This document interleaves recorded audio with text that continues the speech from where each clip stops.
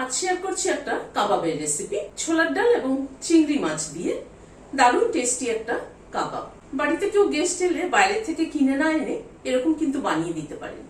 চলুন তাহলে একবার দেখে নিই কি করে বানালাম। প্রথমে ছোলার ডাল 100 গ্রাম ভালো করে ধুয়ে ঘন্টা 3-4 মতো ভিজিয়ে রেখেছিলাম।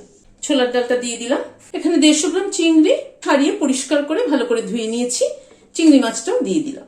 কয়েক কোয়া রসুন দিয়ে দিলাম। 3-4 টুকরোর মতো আদা আর 2টো কাঁচা লঙ্কা দিয়ে দিলাম। পরিমাণ মতো একটা জল দিয়ে পেস্ট তৈরি করে নেব। পেস্টটাকে ঢেলে নিচ্ছি। কড়াইতে হোয়াইট অয়েল দিচ্ছি। তেলটা গরম হওয়ার পরে পেস্টটাকে ঢেলে দিচ্ছি। ভালো করে কষিয়ে নিচ্ছি। আন্দাজ মতো হলুদ দিয়ে, আন্দাজ মতো নুন দিয়ে সবকিছুকে দিয়ে ভালো করে কষিয়ে নিতে হবে। 5-6 সময় ধরে পেস্টটাকে কষিয়ে নিলাম। পেস্টটা কিন্তু পুরো কষানো হয়ে গেছে, কড়াইয়ের গা থেকে ছেড়ে আসছে। ফ্লেমটাকে বন্ধ করে দিলাম, দিয়ে এটাকে একটা প্লেটে তুলে নিই। একটু ঠান্ডা হওয়া অবধি অপেক্ষা করব। একটা পেঁয়াজ মিহি করে কুচি করে নিয়েছি, বড় সাইজের পেঁয়াজ কিন্তু দিয়ে দিলাম। 2টো কাঁচা লঙ্কা কুচি করে নিয়েছি, দিয়ে দিলাম। খানিকটা আদা কুচি দিয়ে দিলাম।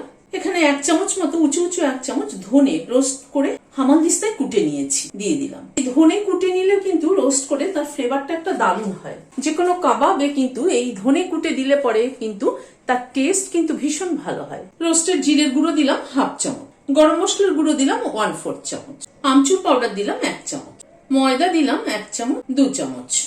সবকিছুকে একসাথে মেখে নিচ্ছি। ভালো করে মেখে নিলাম। খুব ভালো করে কিন্তু মেখে নিতে হবে। মাখতে মাখতে একদম সফট হয়ে গেছে কিন্তু ডোটা। এবার খানিকটা করে পোর্শন তুলে নিচ্ছি।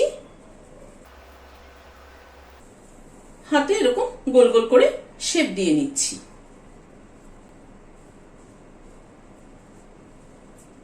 এইভাবে গোল গোল করে তৈরি করে নিচ্ছি।